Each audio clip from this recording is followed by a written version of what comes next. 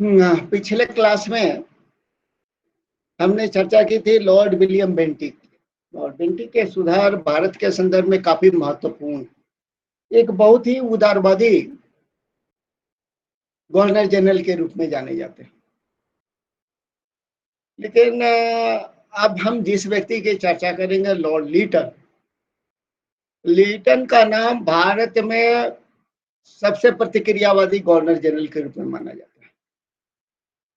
और ऐसा माना जाता है कि लीटन की कुछ जो नीतियां हैं वो भेदकारी हैं। भारत और अंग्रेजियों के बीच की भेदकारी, वह रिएक्शनरी था, एक प्रतिक्रियावादी था, भारतीयों को हे दृष्टि से देखता था, और इसीलिए उसकी जो नीतियां हैं वे नीतियां कहीं ना कहीं भारतीयों के विरुद्ध, तो इसको लेकर काफी आक्रोश भी फैला। लीटन का कार्यकाल है 1876 से 1880, 4 साल का एक कार्यकाल रहा है।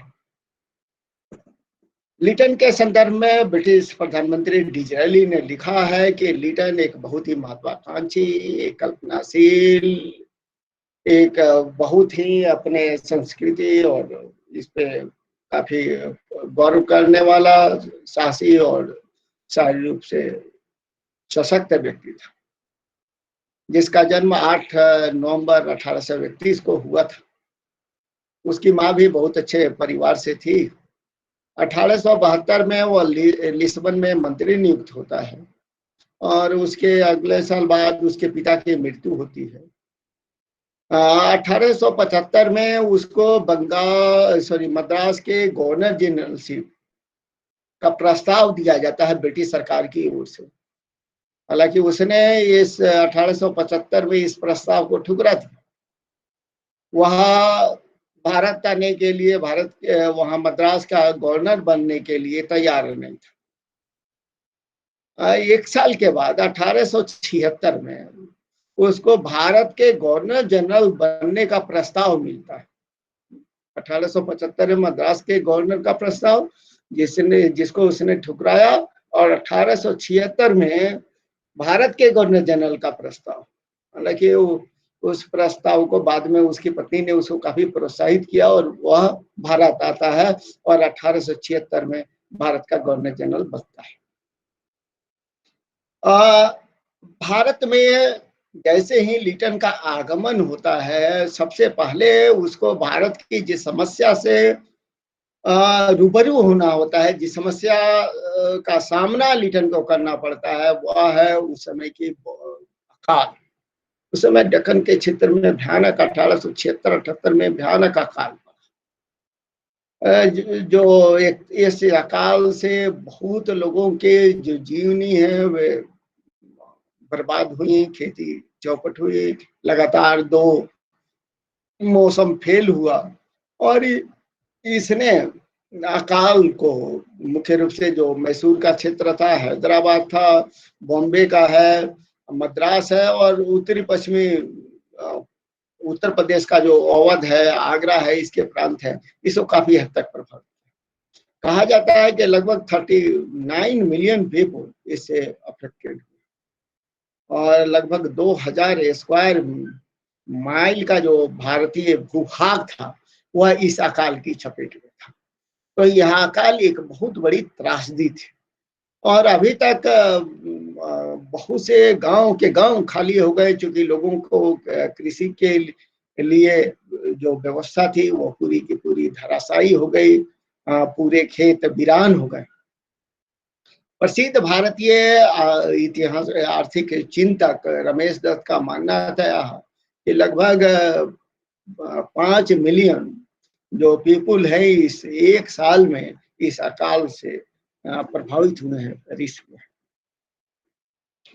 लेकिन सरकार की जो नीतियां हैं इस अकाल को लेकर, इसके पहले भी जो ईस्ट इंडिया कंपनी की सरकार थी उसने अकाल राहत को लेकर कोई ठोस कदम नहीं उठाया। इसलिए अकाल को लेकर जो सरकारी मशीनरी थी, उसके जो राहत कार्य थे वे अपर्याप्त थे, वो सरकारी प्रशासन असक्षम था, और उसकी जो नीतियां थी बहुत हद तक कारगर नहीं थी। और जो रिलीफ के तरीके थे वे काफी दोषपूर्ण थे। तो इसीलिए इन सबको देखते हुए लॉर्ड लिटन भारत के गवर्नर जनरल में पहला गवर्नर जनरल है जिसको ये श्रेय जाता है कि अकाल पर नियंत्रण लगाने के लिए वहाँ और उसका अध्ययन करने के लिए एक कमिटी बनाए, और इसलिए अकाल संबंधी मामलों के अध्ययन के लिए उसने भारत में पहला अकाल आयोग सर रिचर्ड स्टर्चे के नेतृत्व में नियुक्त किया, ताकि जो अकाल के कारण है, उसके राहत के उपाय हैं, उनके बारे में जाना जा सके। तो 1878 में यह कमीशन नियुक्त हुआ ताकि जो फेमिन की समस्याएं हैं, लोगों के जो राहत हैं, उसके बारे में पर्याप्त और भविष्य में कारगर कदम उठाए जाए। यहाँ 1878 का रिचर्ड स्टेर्ची का जो फेमिन आयोग है, अकाल कमीशन है, वह काफी महत्वपूर्ण इसलिए है कि इसने आगे के जो अकाल आयोग आए हैं उनके लिए दिशा निर्देश का काम किया है। इसने व्यापक सर्वे किया, परीक्षण किया तथ्यों का, और उसके बाद 1880 में इसने अपनी रिपोर्ट सरकार को सौंपी। इस रिपोर्ट की जो प्रमुख अनुशंसाएं थी, उस अनुशंसा में सबसे पहली अनुशंसा है कि सरकार को जितने भी राहत के कार्य होंगे उसकी जिम्मेवारी किसकी होनी चाहिए? सरकार की होनी चाहिए। साथ ही जो राहत के लिए जो प्रशासन लगा हुआ है, वह केवल लोगों में जो असंतोष है या उनका आत्मविश्वास है, उनको चेक करने के लिए नहीं होना चाहिए, लेकिन जो सामाजिक संरचना है, जिस पर साथ ही लोगों के जो एक आपसी सौहार्द है, उसको इस तरह से बनाना चाहिए ताकि भविष्य में इस तरह के समस्याएं नहीं आए। इसके अलावा इसने कहा कि जो रिलीफ का मेजर है वह केवल उन लोगों को दिया जाए, उसने अकाल में भेद किया कि केवल राहत से काम नहीं चलने वाला है, इसीलिए राहत के समय जो सक्षम लोग हैं, काम करने वाले लोग हैं, उनको काम दिया जाना चाहिए। कि अनुदान केवल जो डिसेबल्ड हैं, जो काम करने में सक्षम नहीं है, अपंग लोग हैं, केवल उन्हीं को राहत दी जानी चाहिए। इसके अलावा इसने कहा कि जो रोजगार है उसको जितने भी शारीरिक रूप से सक्षम लोग हैं, जो काम करने में सक्षम हैं, उनको रोजगार दिया जाना चाहिए। और यह जो राहत का काम है वह अस्थायी होना चाहिए, ये नहीं कि अकाल आया उसके बाद ये राहत का काम शुरू हो, तो ताकि अकाल की समस्या ही ना हो। यह इस तरह से होनी चाहिए कि जो पर्याप्त संख्या में जो श्रमिक हैं उनको पर्याप्त काम मिल सके, श्रमिकों को पर्याप्त चिकित्सा सुविधा और जो टेम्पोररी जो मार्केट्स हैं उनको रहने के लिए आवास उपलब्ध कराई जानी चाहिए। इसके अलावा वह कह रहा है कि उसकी अनुशंसा है कि जो मजदूरों के श्रमिकों के जो पारिश्रमिक हैं, उनके जो वेज हैं, उनको जो एडजस्टमेंट है वह क्या है, लिंग के हिसाब से, उम्र और उनके वर्ग के हिसाब से उस पर विचार किया जाना चाहिए। जो बच्चे हैं उनको विशेष भत्ता दिया जाना चाहिए, और इस पर समय समय पर इसको रीएडजस्टमेंट किया जाना चाहिए। चूंकि उसका मानना था, जो कि भारत में परंपरा रही है कि सब कोई पके हुए भोजन लेने में, चूंकि जातीय प्रथा के कारण सब कोई पके हुए भोजन नहीं खाते थे, इसीलिए उसने अनुशंसा की जो जो कुक्ड फूड है, पके हुए भोजन है, वो भारतीयों में चूंकि लोकप्रिय नहीं है, इसीलिए जो राहत सामग्री है वह कच्चे अनाज के रूप में, पैसे के रूप में लोगों को दी जाना चाहिए, और जो पके हुए खाद्य पदार्थ है वह कुछ समूह विशेष को या दूसरा जो राहत कार्य में लगे हुए लोग हैं, सुरक्षा के अग्रिम द्वितीय पंक्ति के लोग हैं, उनको दिया जाना चाहिए। उसका कहना था कि राहत कार्य के लिए जो प्रभावित इलाका है उसको विभिन्न सर्कल में डिवाइड करना चाहिए और प्रत्येक सर्कल को एक अनुभवी जिला अधिकारी के अधीन किया जाना चाहिए और वह स्थानीय लोगों के साथ मिलकर, ये बहुत अच्छी बात थी कि उसने सुझाव दिया कि जो जिला अधिकारी होगा उस सर्कल का, वो स्थानीय लोगों के परामर्श से, उनके सहयोग से काम करेगा। जो प्रदानशील महिलाएं होंगी उनमें राहत सामग्री डिस्ट्रीब्यूशन की भी वो बात करता है और उसमें जो भारत के बद्र समाज के लोग हैं उनकी मदद ली जानी चाहिए। वह कह रहा है कि विशेष परिस्थितियों में जो निजी व्यापार है, निजी व्यापारी हैं, उनको पूर्ण सुविधा देनी चाहिए ताकि वस्तुओं का आपूर्ति बना रहे।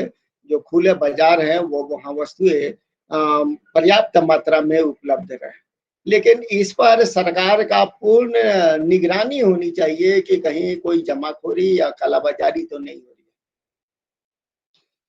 किसानों के संदर्भ में सबसे महत्वपूर्ण इसने सुझाव दिया कि जो प्रभावित अकाल से प्रभावित इलाका है उसका भू राजस्व या तो कम कर दिया जाना चाहिए या उसको माफ कर दिया जाना चाहिए। तो यहाँ इसके अलावे किसानों को लोन वगैरह सरकार की ओर से देना चाहिए ताकि वे जो बीज हैं, पशु हैं, उनको वो खरीद सके। तो वह एक तरफ राजस्व माफ करने की बात करता है, दूसरा राहत के लिए किसानों को लोन देने की भी अनुशंसा करता है। साथ ही वह चाहता है कि लोगों में एक उत्तरदायित्व का की भावना का विकास हो। इसीलिए वह चाहता है कि जो स्थानीय लोग हैं, स्थानीय प्रशासन है, उन पर इस जो व्यय है राहत सामग्री का, उन पर बोझ होना चाहिए। स्थानीय जो टैक्स है उसे देना चाहिए और सरकार को विशेष परिस्थितियों में ही पूरक फंड के रूप में इन स्थानीय संस्थाओं को राशि मुहैया कराना चाहिए। वह यह भी कह रहा है कि जो इस फंड के अधिकांश भाग का उत्तरदायी उपयोग हो सके, इस संदर्भ में प्रावधान होना चाहिए। जो प्रतिनिधि सदस्य हैं, जो इन संस्थाओं के जो टैक्स पे करते हैं, वह उनको राहत के कार्यों से जोड़ा जाना चाहिए। उसके इस अनुशंसा के आधार पर उसने कहा कि राहत के जो कार्य हैं वो बिना विलंब के प्रारंभ किए जाना चाहिए। तो इस तरह से एसटर्ची का जो रिकमेंडेशन है इस आयोग का, वो काफी महत्वपूर्ण है। इसका जो फेमिन कोड है वह स्थानीय स्तर पर एक लोगों को राहत देने के लिए किस तरह से प्रयास होना चाहिए और जो केंद्रीय सरकार है वह किस तरह से नियंत्रण करके अनुदान देकर इस राहत कार्य को आगे बढ़ा सकता है, उसकी वो बात करता है। इसके अलावा वह एक बात करता है कि हमेशा के लिए एक फंड होना चाहिए और वह कह रहा है कि अकाल फंड का निर्माण प्रत्येक प्रांत में एक अकाल फंड होना चाहिए ताकि प्रिवेंटिव मेजर्स के, ये नहीं कि अकाल हुआ तो फिर हम पैसा के लिए चले। प्यास लगने के बाद कुआं खोदने के बजाय पहले से ही हम राहत के लिए एक प्रोग्राम होना चाहिए और इसके लिए एक फंड होना चाहिए। और इसके साथ ही वह कह रहा है कि अकाल में ट्रांसपोर्टेशन की सुविधा बढ़ाई जानी चाहिए, जैसे रेलवे का विकास हो, सड़क यातायात का विकास हो, कृषि के क्षेत्र में उन्नति के लिए इरिगेशन की सुविधा हो ताकि अकाल पर नियंत्रण लाया जा सके। तो इस तरह से अकाल के संदर्भ में जो नेस्टर्ची की जो रिपोर्ट है वो काफी महत्वपूर्ण रही। तो एक आर्थिक दृष्टि से देखें तो यह काफी प्रशंसनीय और सराहनीय कदम है। लेकिन आगे के जो उसके कदम है वो काफी विवादास्पद है। और उसमें सबसे महत्वपूर्ण है रॉयल टाइटल एक्ट 1876। 1876 में ब्रिटिश संसद ने एक अधिनियम पास किया, रॉयल टाइटल एक्ट, जिसमें ब्रिटेन की जो महारानी है, क्वीन विक्टोरिया, रानी विक्टोरिया, उनको केसर हिंद की उपाधि दी गई। और इस केसर हिंद की उपाधि के लिए, हालांकि इस उपाधि को लेकर ब्रिटेन का जो उदारवादी दल था वह उससे काफी अप्रसन्न था, वो उसका उपहास कर रहा है। भारत में भी इसका काफी स्वागत नहीं हुआ, लेकिन महारानी को खुश करने के लिए लॉर्ड लिटन ने दिल्ली में 1 जनवरी 1877 को एक भव्य दरबार का आयोजन किया। अब प्रश्न उठता है कि जिस समय उसने इस भव्य दरबार का आयोजन किया और इस दरबार के आयोजन में भारत के विभिन्न प्रांतों से लोग पहुंचे, इस आयोजन में इसकी भव्यता पर काफी पैसा खर्च हुआ। तो जिस तरह से करोड़ों रुपए खर्च हुए हैं, वह समय है जब भारत के बहुत बड़े भाग के लोग अकाल से ग्रसित हैं। तो अकाल में लोगों को राहत देने के बजाय वह महारानी के सम्मान में एक भव्य दिल्ली दरबार का आयोजन कर रहा है। और इसीलिए एक प्रसिद्ध इतिहासकार है अरजी प्रधान, लोग लिख रहे हैं कि इसने भारत के लोगों में एक राष्ट्रीय अपमान की जो भावना थी वह प्रदर्शित कर रहा है। कलकत्ता का एक जर्नल है, उसने कमेंट किया कि जब रोम जल रहा था तो नीरो बांसुरी बजा रहा था।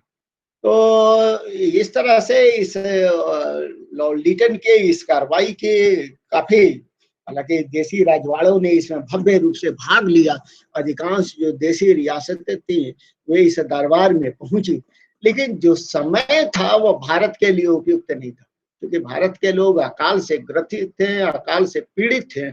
और उस समय इतनी बड़ी संख्या में धन का व्यय, अपव्यय एक तरह से केवल महारानी के इसको उनको प्रसन्न करने के लिए और ब्रिटिश शासन की श्रेष्ठता को स्थापित करने के लिए खर्च किया जा रहा हो, वो उसका औचित्य कहीं से साबित नहीं हो सकता। और इसीलिए भारतीयों ने ये एक नारा लगाना शुरू किया कि भारत जो है वो भारतीयों के लिए है, और ये इस धन का जो पैसा है उसका उपयोग भारतीयों के लिए किया जाना चाहिए। इस दिल्ली दरबार ने एक तरह से एसएन बनर्जी को एक प्रेरणा दी आगे चल के कि किस तरह से वो इस को लेकर वे एक राष्ट्रीय संगठन की स्थापना, और 1873 में उन्होंने अखिल भारतीय स्तर पर इंडियन एसोसिएशन का संगठन स्थापित किया। तो जिस तरह से दिल्ली दरबार का आयोजन हुआ लिटन का लेकर, इसको लेकर भारतीयों में काफी असंतोष था और इसको लेकर भारतीय काफी छूट थे। नेक्स्ट, शस्त्र अधिनियम 1858।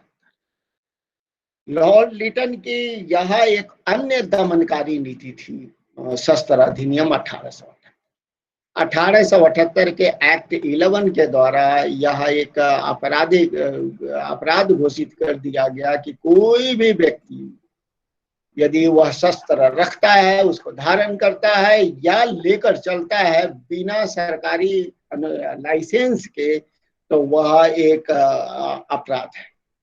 और इस नियम के भंग करने के बाद जो दंड तय हुआ वह निश्चित किया गया कि उस व्यक्ति को कम से कम 3 साल कारावास होगी या फाइन होगा, और या दोनों हो सकता है। इसके अलावा यदि वह इसका छुपाता है या छुपाने का प्रयास करता है तो यह दंड 7 साल तक के लिए बढ़ सकता है, या उसके साथ फाइन भी हो सकता है, या दोनों हो सकता है। यानी जो जिस तरह से भारतीयों में अकाल को लेकर आक्रोश था, जिस तरह से आक्रोश बढ़ रहे थे, उस आक्रोश को रोकने के लिए इसने आर्म्स एक्ट लाया। लेकिन इस अधिनियम की सबसे बड़ी दुर्बलता यह थी कि यह भेदभावपूर्ण था। क्योंकि यह एक्ट प्रजातीय भेदभाव पर आधारित था। इसमें यूरोपीय लोगों पर यह नियम लागू नहीं होता था। भारत में निवासरत कोई भी यूरोपीय या एंग्लो इंडियंस इस नियम से बाहर था। यह केवल भारतीय लोगों पर लागू था और इसीलिए इस नियम को लेकर लोगों में आक्रोश था कि यह भेदभावपूर्ण नियम केवल भारतीयों पर लागू किया गया है। नेक्स्ट इसका अन्य भेदभावपूर्ण नियम था, चूंकि जो नीतियां चल रही थी, जिस तरह से इसे दमनकारी नीतियां इसकी लागू हो रही थी, उसको लेकर लोगों में आक्रोश था। जो स्थानीय समाचार पत्र थे वह सरकार के खिलाफ लिटन की नीतियों के खिलाफ स्थानीय समाचार पत्र काफी कुछ लिख रहे थे। और जिस तरह से चूंकि अकाल को लेकर बम्बई में किसानों के दक्कन क्षेत्र में विद्रोह 1879 में विद्रोह हुए, जिस तरह से उन्होंने जो मनी लेंडर्स थे, साहूकार थे, उनके घरों पर आक्रमण कर दिया। तो इस तरह से जिस तरह से लोगों में आक्रोश था, उस आक्रोश को लेकर स्थानीय समाचार पत्र निरंतर लिख रहे थे। तो इस तरह के आक्रोश लोगों में नहीं फैले और स्थानीय समाचार पत्रों पर नियंत्रण लगाया जाए, इसलिए लॉर्ड लिटन ने मार्च 1878 1878 में एक नियम बनाया जो वर्नाकुलर प्रेस एक्ट कहा गया। वर्नाकुलर मतलब स्थानीय भाषा के समाचार पत्र अधिनियम। इसमें कहा गया कि जो स्थानीय भाषा के जो प्राच्य भाषा में, स्थानीय भाषा में समाचार पत्र प्रकाशित होते हैं, उस पर सरकार के पूर्ण नियंत्रण स्थापित करने के लिए एक मजिस्ट्रेट को अधिकार दिया गया कि वह प्रकाशक को और मुद्रक को जो स्थानीय भाषा के समाचार पत्र का प्रकाशन करता है, उसको एक अनुबंध साइन करने के लिए बाध्य करे, ताकि यदि किसी भी प्रकार के उत्तेजक, जनता को भड़काने वाला लेख प्रकाशित होता है तो उस जिससे जातीय या प्रजातीय या धार्मिक उन्माद फैलता है, तो वैसी स्थिति में प्रेस की संपत्ति को जब्त किया जा सकता है। प्रेस मजिस्ट्रेट को यह भी अधिकार था कि वह इसके लिए सिक्योरिटी मांगे और यदि नियमों का उल्लंघन होता है तो वो सुरक्षा निधि का जब्त कर सकते। यदि वह अपराध की पुनरावृत्ति होती है तो जो भी प्रेस का प्रकाशन स्थल है उस पर सरकारी नियंत्रण स्थापित हो सकता है, यानी मुद्रणालय को सीज किया जा सकता है। और सबसे बड़ी बात थी कि इस एक्ट के खिलाफ, मजिस्ट्रेट के निर्णय के खिलाफ कोई भी व्यक्ति कहीं भी अपील नहीं कर सकता था। तो अंतिम निर्णय मजिस्ट्रेट का था। यह नियम केवल वर्नाकुलर प्रेस पर लागू थे। जो अंग्रेजी माध्यम में समाचार पत्र प्रकाशित हो रहे थे उन पर यह नियम लागू नहीं था, क्योंकि गवर्नर जनरल को लगता था कि वे पढ़े लिखे लोग पढ़ते हैं, अंग्रेजी समाचार पत्र को पढ़ते हैं और वे सरकार के समर्थक लोग हैं, इसीलिए उन समाचार पत्रों पर यह प्रतिबंध नहीं लगाया गया। यही कारण है कि अमृत बाजार पत्रिका जो पहले बंगला में प्रकाशित होता था, उसने रातों रात अपना एडिशन बदल दिया। वह इस एक्ट के लागू होने के साथ ही उसने अपना अंग्रेजी में प्रकाशन शुरू कर दिया। तो यह जो एक्ट था वह काफी एक तरह से डिस्क्रिमिनेटिंग था और भारतीय जो समाचार पत्र थे उनको रोषपूर्ण था। लोगों ने इसका काफी विरोध किया, एक असंतोष की भावना लोगों में थी। नेक्स्ट था उसके जो वित्तीय सुधार, आर्थिक सुधार, और यह काफी महत्वपूर्ण है कि हालांकि उसने जो प्रोविंशियल सरकार थी वो उनको जो व्यय था स्थानीय आय से, जैसे लैंड रेवेन्यू है, एक्साइज है, स्टैंप है, लॉ है, जस्टिस है, इनसे उनके जो सामान्य व्यय है उनका नियंत्रण दिया गया। ये पहले से भी था। इसके अलावा हम देख रहे हैं कि कुछ जो नए सेवाएं प्रांतीय सरकारों को हस्तांतरित हुई थी, उसके लिए कोई अतिरिक्त फंड या बढ़ा हुआ फंड नहीं दिया गया। इसके अलावा हम यह भी देख रहे हैं कि यदि जो वो एक अनुमानित आय होगी, अगर उससे अतिशेष होगा, वह गवर्नमेंट के बीच में, सेंट्रल और स्टेट गवर्नमेंट के बीच में शेयर किया जाएगा। और अगर डिफिसिट होगा तो प्रोविंशियल गवर्नमेंट उसका आधा व्यय करेगी। तो इस तरह से काफी हद तक प्रांतों पर उस स्थानीय व्यय का दबाव बढ़ा है।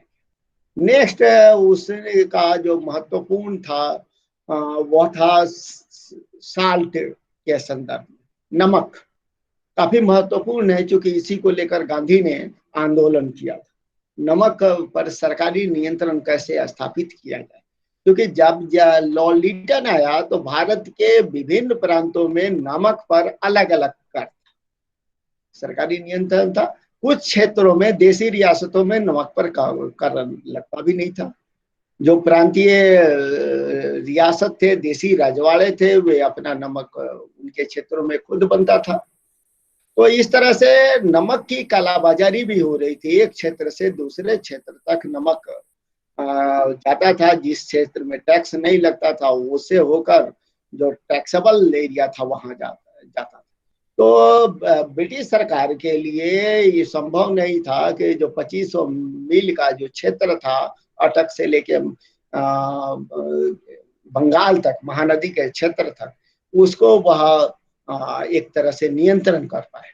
इसको नियंत्रण करने के लिए दो कदम उठाए गए। पहले उसने निर्णय लिया कि सभी प्रांतों में जो नमक का कर है वो समान रूप से लगेगा। और दूसरा, जो नमक है वह केवल भारतीय रियासतों में होगा और सरकारी नियंत्रण में ही होगा। बिना सरकारी नियंत्रण का कोई नमक नहीं बना सकता। गांधी ने तो इसी नियम को तोड़ने के लिए डंडी मार्च भी किया था। तो नमक को जो भेदभावपूर्ण कर थे उसको उसने दूर करने का प्रयास किया। इसका अन्य जो सुधार है जिसको लेकर काफी विवाद हुआ लॉ लिटन का, वह है स्टैट्यूटरी सिविल सर्विसेज 1879 का।